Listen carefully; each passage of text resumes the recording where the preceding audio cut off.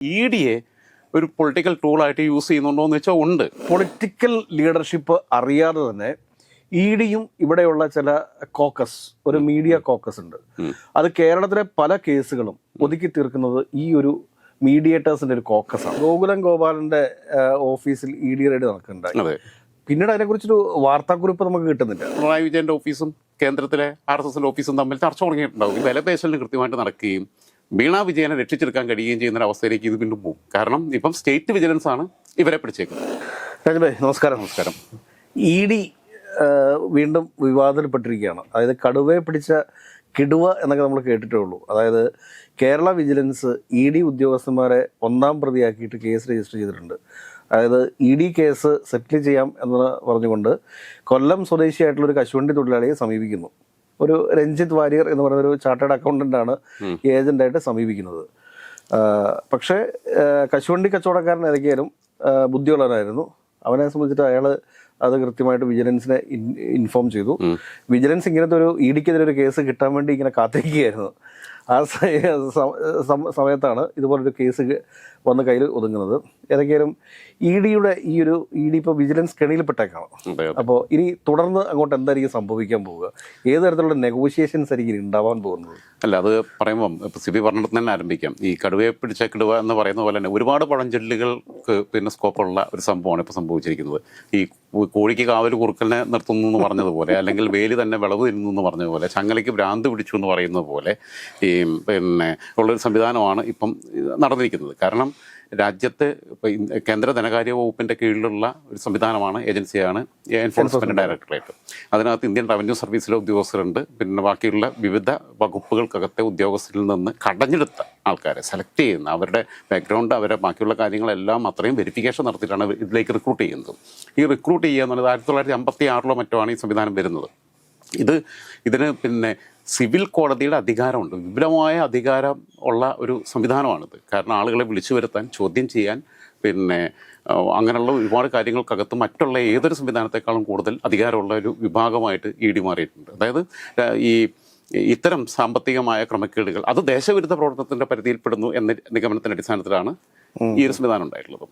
പക്ഷേ ഇപ്പോൾ ഇവിടെ സംഭവിച്ചിട്ടുള്ളത് ഈ കശുവണ്ടി വ്യവസായിയായിട്ടുള്ള അനീഷ് കുമാർ സിബി പറഞ്ഞ പോലെ തന്നെ വളരെ പിന്നെ ബുദ്ധിപൂർവ്വം, കാരണം എനിക്ക് 2 കോടി കൊടുക്കാനും 2 CR ചോദിച്ചിരിക്കുന്നത്, 2 CR കൊടുക്കാനും മാത്രമുള്ള ഏർപ്പാടൊന്നും എനിക്കില്ല, പലരും കൊടുക്കുന്നുണ്ടാവും എന്ന് പറഞ്ഞു. മാത്രമല്ല കശുവണ്ടി വ്യവസായ മേഖല അഭിമുഖീകരിക്കുന്ന പ്രതിസന്ധികളെക്കുറിച്ചും അദ്ദേഹം വളരെ വ്യക്തമായിട്ട് മാധ്യമങ്ങളോട് പറഞ്ഞിട്ടുണ്ട്. കാരണം 100 കണക്കിന് കമ്പനി ഉണ്ടായിരുന്ന സ്ഥലമാണ്, പിന്നെ കശുവണ്ടി ഫാക്ടറികൾ ഉണ്ടായിരുന്ന സ്ഥലമാണ് കൊല്ലത്ത്. കുറച്ചെണ്ണേ ഉള്ളൂ, വിരലെണ്ണാനുള്ളതേ ഉള്ളൂ, ബാക്കിയുള്ളവരെല്ലാം നിർത്തി പൂട്ടിപ്പോയി. ഇവിടെ ചെയ്യുന്നത് ഇപ്പോൾ സ്റ്റേറ്റ് വിജിലൻസിനെ കുറിച്ച് ഇങ്ങനത്തെ ഒരു ആക്ഷേപം എനിക്കറിയാവുന്നൊരു DVSP റിട്ടയർഡായി, ഇപ്പോൾ അതുകൊണ്ട് പേര് പറയുന്നില്ല, മലപ്പുറത്തുകാരനാണ്. പുള്ളി വിജിലൻസിൻ്റെ ചുമതലയുണ്ടായിരുന്നു ഇടക്കാലത്ത് മലപ്പുറം ജില്ലയിൽ. വിജിലൻസിൻ്റെ ചുമതല ഉണ്ടാകുമ്പോൾ പുള്ളിക്ക് ഇതാ നെഗോഷിയേഷനാണ്, എല്ലാം സെറ്റിൽ ചെയ്ത് കൊടുക്കുക. ആരെങ്കിലും നല്ല പിന്നെ വളരെ കറക്റ്റഡായിട്ടുള്ള ഒരാൾക്കെതിരെ പരാതിയുമായിട്ട് വന്നു കഴിഞ്ഞാൽ പരാതിക്കാരനെ പരമാവധി നിരുത്സാഹപ്പെടുത്തും. മറ്റേ ആളോട് നീ മേടിച്ചോ പക്ഷേ എനിക്ക് മാസപ്പടി തരിക, ഈ രീതിയിലാണ്. ഇപ്പോൾ എക്സൈസ് ഡിപ്പാർട്ട്മെൻറ്റിലെ ചില ഉദ്യോഗസ്ഥർക്ക് അങ്ങനെ പരിപാടിയുണ്ട്. ഇപ്പം പല ബാറുകളിലും സെക്കൻഡ്സ് മദ്യം ഉണ്ടെന്നുള്ളത് നമുക്ക് എല്ലാവർക്കും അറിയാവുന്നൊരു കാര്യമാണ്. ഇവർ ആദ്യം വരുമ്പം പറയുന്ന ബ്രാൻഡ് നന്നായിട്ട് 3-4 പെഗ് കൊടുക്കും. 4 പെഗ് കഴിഞ്ഞിട്ട് 5ാമത്തെ പെഗ് അടിക്കുന്നവന് ഏത് കൊടുത്താലും അതാന്ന് കണ്ടു കുടിക്കും. കാരണം പിന്നെ അതിൻ്റെ ടേസ്റ്റ് മനസ്സിലാവത്തില്ല. പിന്നെ അങ്ങനെ കൊടുക്കുന്ന പിന്നെ ഒരുപാട് സ്ഥലങ്ങളുണ്ട്. ട്രേഡേഡ് അന്ന് ബ്ലാക്കിൽ വിൽക്കുന്ന എത്രയോ ബാറുകളുണ്ട്. ഇതൊന്നും ഇവരെ അറിയാഞ്ഞിട്ടാണോ? അപ്പം മാസപ്പടി കിട്ടുന്നുണ്ട്. ഇപ്പം അങ്ങനെയുള്ള എക്സൈസ് ഓഫീസിനോട് അടുത്ത് നിൽക്കുന്ന ചില സ്ഥലങ്ങളിൽ വരെ ഇതുണ്ട്. പോലീസ് ഓഫീസുകളിലും പോലീസ് സ്റ്റേഷനുകളിലും എക്സൈസ് ഓഫീസിലുള്ളവരെയൊക്കെ ഇവർ കണ്ടു വേണ്ട പോലെ കാണുമ്പം പിന്നെ ഇവരെ പിടിക്കത്തില്ല. ഇവിടെ ഉണ്ടായിട്ടുള്ളൊരു കേസ് എന്ന് പറഞ്ഞാൽ ഈ സംഭവം ഇത് ബാർഗൈനിങ് ഇപ്പോഴേ തുടങ്ങിക്കഴിഞ്ഞിട്ടുണ്ടാവും. നമ്മൾ പുറത്ത് മഞ്ഞുമലയുടെ അറ്റമാണ് ഇപ്പോൾ കണ്ടേ, ചർച്ച ഇപ്പോഴേ തുടങ്ങിക്കഴിഞ്ഞ് കാണും. അത് BJPയും പിന്നെ CPM തമ്മിൽ, അല്ലെങ്കിൽ പിണറായി വിജയൻ്റെ ഓഫീസും കേന്ദ്രത്തിലെ RSSൻ്റെ ഓഫീസും തമ്മിൽ ചർച്ച തുടങ്ങിയിട്ടുണ്ടാവും. ഇനിയിപ്പോൾ അതിന് ആരായിരിക്കും മധ്യസ്ഥ വഹിക്കാന്ന് എനിക്കറിയത്തില്ല. പോലീസ് ഉദ്യോഗസ്ഥരൊന്നും ഇപ്പോൾ പോകാൻ സാധ്യതയില്ല. അജിത് കുമാർ തന്നെ അത്യാവശ്യം ചീത്തപ്പേര് കേട്ട് നിൽക്കുകയാണ്. അപ്പോൾ അതുകൊണ്ട് അങ്ങനെ ആരും പോകാൻ സാധ്യതയില്ല. പക്ഷേ അതിനൊക്കെ ഇടപെടാൻ പറ്റുന്ന നമ്മൾ കാണുന്നതിനപ്പുറത്തുള്ള വലിയ വ്യവസായികൾ, വലിയ ഇടനിലക്കാരൊക്കെ അവിടെ നെഗോഷിയേഷൻ നടത്തുക. എക്സാലോജിക്കിൻ്റെ കേസ് ഒരു വശത്ത് കിടക്കുകയാണ്. പിന്നെ കുറേ കാലം കൊടകര കുഴൽപ്പണ കേസും പിന്നെ പറഞ്ഞിട്ടാണ് ത്രെട്ട് ചെയ്ത് നിർത്തിയത്. അത് ഇവിടെ സ്റ്റേറ്റ് ഏജൻസിയും പിന്നെ കൈകാര്യം ചെയ്യും എന്നുള്ളത് വന്നപ്പോഴാണ് അവിടെ ബാർഗൈനിങ് നടന്നു. അതേപോലെയുള്ളൊരു വിലപേശലിന് കൃത്യമായിട്ട് നടക്കുകയും വീണ വിജയനെ രക്ഷിച്ചെടുക്കാൻ കഴിയുകയും ചെയ്യുന്ന ഒരു അവസ്ഥയിലേക്ക് ഇത് വീണ്ടും പോകും. കാരണം ഇപ്പം സ്റ്റേറ്റ് വിജിലൻസ് ആണ് ഇവരെ പിടിച്ചേക്കുന്നത്. നേരത്തെ സിബി പറഞ്ഞ പ്രയോഗം കടുവയെ പിടിച്ച കിടുവ. സ്റ്റേറ്റ് വിജിലൻസ് ആണ് കേന്ദ്ര ഏജൻസി ആയിട്ടുള്ള EDയുടെ ഉദ്യോഗസ്ഥർക്കെതിരെ നടപടി എടുത്തിരിക്കുന്നത്. അത് ഒരുപാട് അധികാര പരിധിയുള്ള അതെ അതെ അതെ അതിനെ മറികടന്നുണ്ട്. അപ്പം ഇനി നിന്റെ ആൾക്കാർ ഇവിടെ കയ്യിലുണ്ടെന്നുള്ളതാണ്. പിന്നെ EDയെ ഒരു പൊളിറ്റിക്കൽ ടൂളായിട്ട് യൂസ് ചെയ്യുന്നുണ്ടോ എന്ന് വെച്ചാൽ ഉണ്ട്. അതൊക്കെ നമ്മളിപ്പോൾ എന്തൊക്കെ പറഞ്ഞാലും BJPയുടെ ബാക്കിയുള്ള പല കാര്യങ്ങളോടും എനിക്ക് യോജിപ്പുണ്ടെങ്കിലും കേന്ദ്ര ക്യാബിനറ്റിൽ കറപ്റ്റഡായ ഒരൊറ്റ ആൾ പോലും ഇല്ല എന്നത് കഴിഞ്ഞ 11 വർഷമായിട്ട് ഇന്ത്യ അനുഭവിക്കുന്ന ഏറ്റവും വലിയ സൗഭാഗ്യമാണ് എന്നൊക്കെ വിശ്വസിക്കുമ്പോൾ, മറ്റേന്ന് പറഞ്ഞാൽ അഴിമതിക്കാർ കുറേ പേരുണ്ടാവുമായിരുന്നല്ലോ, നല്ലവരും ഉണ്ട് അഴിമതിക്കാരും ഉണ്ട്. എല്ലാ ക്യാബിനറ്റിനകത്ത് മാറി മാറി അങ്ങനെയുള്ള ആൾക്കാർ വന്നിട്ടുണ്ട്. ഓരോ പിന്നെ BP സിംഗ് മരിക്കുമ്പോൾ പോലും അങ്ങനെയുള്ള ആൾക്കാർ കറപ്റ്റഡായ ആൾക്കാരുണ്ട്. അപ്പോഴും തുവാലയൊക്കെ ഇപ്പോഴും ഈ മിനിസ്ട്രിയിലുണ്ട്. രാംദാസ് അത്താവലെ കേന്ദ്രത്തിലല്ലോ, സംസ്ഥാനത്തല്ലേ, കേന്ദ്രത്തിൽ മന്ത്രി Maharashtra. Ramdas Athawale Republican Party of India. പുള്ളിയൊക്കെ എന്തും വിട്ട് വിളിച്ചിരിക്കുന്നേ. പുള്ളി ഇപ്പോൾ അതുകൊണ്ട് JDUവിന്റെ മന്ത്രിമാരുണ്ട്. അല്ല, അഴിമതിക്കാർ ഇഷ്ടം പോലെ ഉണ്ട്. പക്ഷെ അവർക്ക് കേന്ദ്ര ക്യാബിനറ്റിലുള്ളവരെ അത്രയും മോണിറ്റർ ചെയ്യുന്നുണ്ട്. അവര് അണ്ടർ ഒബ്സർവേഷനാണ്. അല്ലെ അനങ്ങിയ PM ഓഫീസ് അറിയും. ആ രീതിയിലുള്ള സ്കൂട്ടനിങ് അവിടെ നടക്കുന്നുണ്ട്. പിന്നെ നടക്കുമ്പം ഇവർക്ക് വഴി വിട്ട് വല്ലാതെ ഒന്നും ചെയ്യാൻ പറ്റത്തില്ല. പണ്ടത്തെ പണ്ട് ഇഷ്ടമുള്ള പോലെ ചെയ്യായിരുന്നല്ലോ, ഓരോ വകുപ്പിലും എന്തും വേണമെങ്കിൽ ചെയ്യായിരുന്നു. രണ്ടാമത്തെ കാര്യം, ഈ EDയെ പൊളിറ്റിക്കൽ ടൂളായിട്ട് യൂസ് ചെയ്തിട്ടുണ്ടെന്ന് ഞാൻ പറയാൻ കാരണം, അജിത് പവാറിൻ്റെ കേസ് നമ്മുടെ മുമ്പിലുണ്ട്.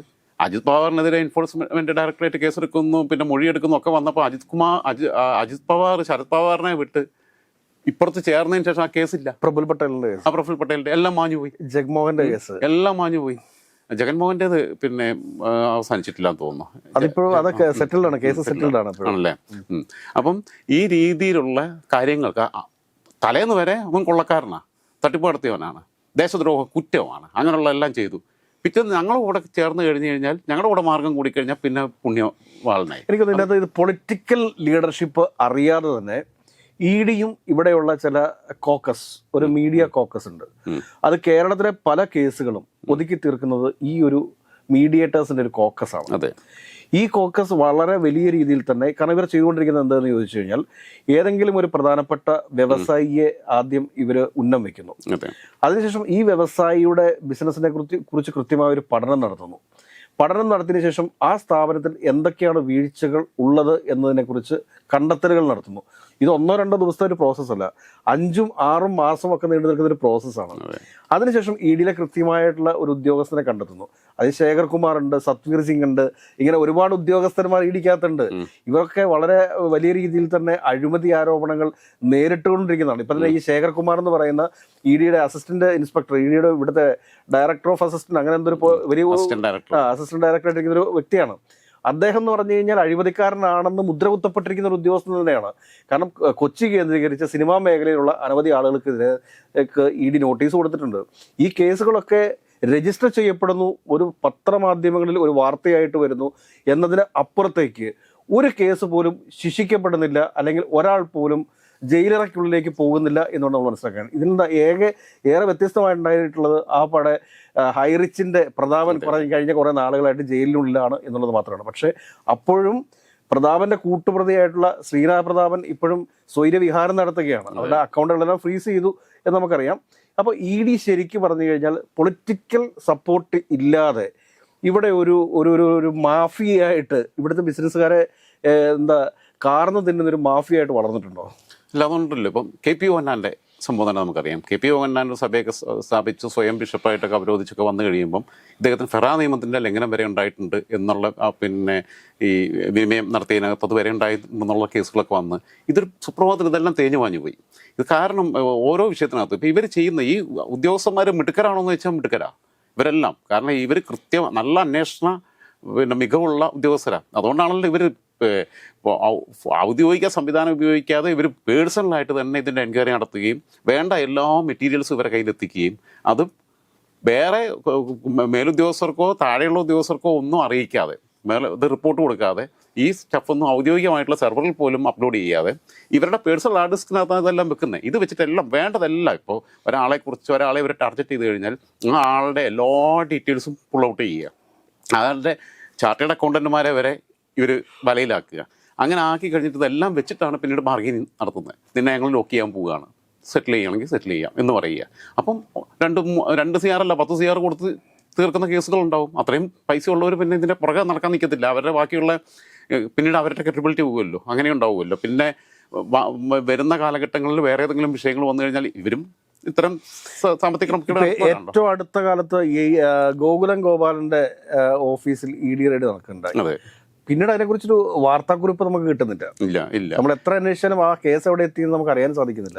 അതിനകത്തൊക്കെ മാജിക് ആണ് നമുക്ക് മനസ്സിലാവുന്നത്. ഇതാണ് ഞാൻ പറഞ്ഞത്. ഇപ്പൊ അജിത് പവാറിന്റെ ഒക്കെ കാര്യം ഞാൻ അതുകൊണ്ട് പറഞ്ഞത്, പ്രഫുൽ പട്ടേലിന്റെ കാര്യമൊക്കെ നമ്മൾ പറഞ്ഞത് ഇതേപോലെ അത് രാഷ്ട്രീയമായിട്ട് ഉപയോഗിക്കുന്നു. ഇങ്ങനെ ഈ ഉദ്യോഗസ്ഥർ പലരും ഇതിന്റെ ഓഹരികൾ ഇവർ വേറെയും കൊടുക്കുന്നുണ്ടായിരിക്കുമല്ലോ. ഇവരൊക്കെ ഈ സർവീസിനകത്ത് വന്നതിനും പിന്നെ ഈ പ്രധാനപ്പെട്ട കീ പോസ്റ്റുകളിലേക്കൊക്കെ ഇവരെ റിക്രൂട്ട് ചെയ്തതിനകത്തും ഒക്കെ പല സ്വാധീനങ്ങളും ഉപയോഗിച്ചിട്ടുണ്ട്. ഇതിനൊക്കെ ഒരു പൊളിറ്റിക്കൽ ഗോഡ് ഫാദേഴ്സ് ഉണ്ടാവുമല്ലോ. കാരണം ഇവരെ നിൽക്കാൻ പറ്റത്തില്ലല്ലോ അല്ലേ. ഇവരെ അതുകൊണ്ടാണല്ലോ ഈ കീ പോസ്റ്റിലേക്ക് ഇപ്പൊ അസിസ്റ്റന്റ് ഡയറക്ടർ, പിന്നെ EDയുടെ അസിസ്റ്റന്റ് ഡയറക്ടർ എന്ന് പറഞ്ഞു കഴിഞ്ഞാൽ ചെറിയ പദവിയല്ല. അങ്ങനെ പദവിയിലേക്ക് പറ്റുന്ന സ്ഥലത്തേക്ക് ഇവർ ഇപ്പൊ വാളയാർ ചെക്ക് പോസ്റ്റിൽ ആളുകൾക്ക് ഇപ്പൊ അപ്പോയിന്റ്മെന്റ് കിട്ടാൻ 25 ലക്ഷം 50 ലക്ഷം കൊടുക്കുന്നത് അവിടെ സെയിൽ ടാക്സിന്റെയോ പിന്നെ ഇപ്പൊ കുറെയൊക്കെ മാറിയിട്ടുണ്ട്. ഇപ്പൊ എല്ലാം ഓൺലൈനാക്കി. ഇതിനകത്ത് വേറൊരു വസ്തു കൂടെ ഉള്ളത് എന്താണെന്ന് ചോദിച്ചു കഴിഞ്ഞാൽ, ഈ പണ്ട് ആദ്യം രാജൻഭായ് പറഞ്ഞ പോലെ തന്നെ ഈ പണ്ട് വിവിധ വകുപ്പുകളിലെ നല്ല കേപ്പബിൾ ആയിട്ടുള്ള ഉദ്യോഗസ്ഥന്മാരെയാണ് EDയിലേക്ക് റിക്രൂട്ട് ചെയ്തുകൊണ്ടിരുന്നത്. പക്ഷേ ഈ ഒരു കുറച്ച് കാലഘട്ടങ്ങളായിട്ട് EDയിലേക്ക് വരുന്ന ഉദ്യോഗസ്ഥന്മാരുടെ കേപ്പബിലിറ്റി, അവരുടെ ഒരു സത്യസന്ധത, ഇതൊക്കെ ചോദ്യം ചെയ്യപ്പെടുന്നുണ്ടോ എന്നൊരു സംശയമുണ്ട്. അല്ല, EDക്കകത്ത് ഇപ്പോൾ കേന്ദ്ര സർക്കാർ EDക്കകത്ത് കൊണ്ടുവരുന്നവരുടെ രാഷ്ട്രീയ വിധേയത്വമാണ് നോക്കുന്നത്. ഇവരോടുള്ള ഇവരുടെ കയ്യിൽ ഉപകരണമായി പ്രവർത്തിക്കാൻ പറ്റുന്നവരെയാക്കുന്നത്, അല്ലാതെ ഇവരുടെ കഴിവോ ഇവരുടെ കരിയർ ട്രാക്കോ ഒന്നും നോക്കിയിട്ടല്ല. അതിനപ്പുറത്ത് തങ്ങൾ പറഞ്ഞാൽ നിൽക്കുന്നിടത്ത് കേസ് എടുക്കാൻ പറഞ്ഞാൽ എടുക്കുക, എടുക്കണ്ടെന്ന് പറഞ്ഞാൽ എടുക്കണ്ട, വിഡ്രോ ചെയ്യാൻ പറഞ്ഞാൽ വിഡ്രോ ചെയ്യുക. ഈ രീതിയിൽ പോകുന്ന ഉദ്യോഗസ്ഥരെയാണ് ഈ സ്ഥാനത്ത് കൊണ്ടുവരുന്നത്. സ്റ്റേറ്റ് വിജിലൻസിനുണ്ട് പ്രശ്നം. ഓരോ സർക്കാരുകൾ വരുമ്പോഴും ഓരോ CM മുഖ്യമന്ത്രിമാരും ആഭ്യന്തരമന്ത്രിമാരും വരുമ്പോഴും അവർക്ക് താല്പര്യമുള്ള ആൾക്കാരെ വിജിലൻസിൻ്റെ തലപ്പത്തിരിക്കുന്നത്. അവർ ഇവരോടുള്ള വ്യക്തിപരമായ പിന്നെ ഒരു വിധേയത്വം എങ്ങനെയാണെന്നുള്ളതൊക്കെ നോക്കിയിട്ട്, അതുകൊണ്ടാണല്ലോ ജേക്കബ് തോമസിനെയൊക്കെ എടുത്ത് മാറ്റുന്ന അവസ്ഥയുണ്ടായി. പിന്നെ തിരിച്ചു കൊണ്ടുവന്ന് പിന്നെയും ആദ്യം പിന്നെ ഉമ്മൻചാണ്ടി മാറ്റുന്നു, പിന്നെ പിണറായി വന്നു കഴിഞ്ഞപ്പോൾ പിന്നെ പിണറായി തിരിച്ചു കൊണ്ടുവരുന്നു, പിന്നെയും മാറ്റുന്നു. ഇങ്ങനെയൊക്കെ ഉണ്ടാകുന്നു. പല ഉദ്യോഗസ്ഥന്മാർക്കും അനങ്ങാൻ പറ്റുന്നില്ല. ഇവർക്ക് ചെയ്യേണ്ട കാര്യങ്ങൾ കൃത്യമായിട്ട് ചെയ്യാൻ അവരെ ആത്മാർത്ഥമായി സത്യസന്ധമായി ജോലി ചെയ്യുന്ന ആളുകളുടെ അവർ ചങ്ങലക്കിടുകയാണ്. അവർക്ക് സ്വതന്ത്രമായി പ്രവർത്തിക്കാനുള്ള അവസ്ഥയില്ല.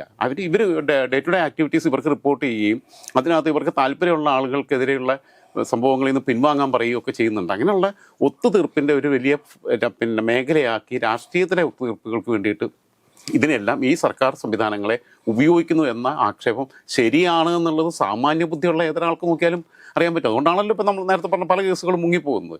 ഇപ്പം ഞാൻ പറയുന്നത് ഈ വിഷയത്തിനകത്ത് ഇപ്പം ഇത് വെച്ചിട്ട് ഇവർ തമ്മിൽ നടക്കാൻ പോകുന്ന ഈ അന്തർധാരയൊക്കെ സജീവമാണല്ലോ, ചർച്ചകൾ നടക്കാൻ പോകുന്നത് നെഗോഷിയേഷനാണ്, കച്ചവടമാണ്. അതെ, നെഗോഷിയേഷനാണ്, ബാർഗെയിനിങ് ആണ്. ഇത് നടന്നുകൊണ്ടിരിക്കും, അത് നടക്കും. അതിൻ്റെ ഭാഗമായിട്ട് എക്സാലോജിക്കിൻ്റെ ഒക്കെ കേസുകളൊക്കെ സ്വാഹയായി പോകാനാണ് സാധ്യത എന്നാണ് ഞാൻ മനസ്സിലാക്കുന്നത്.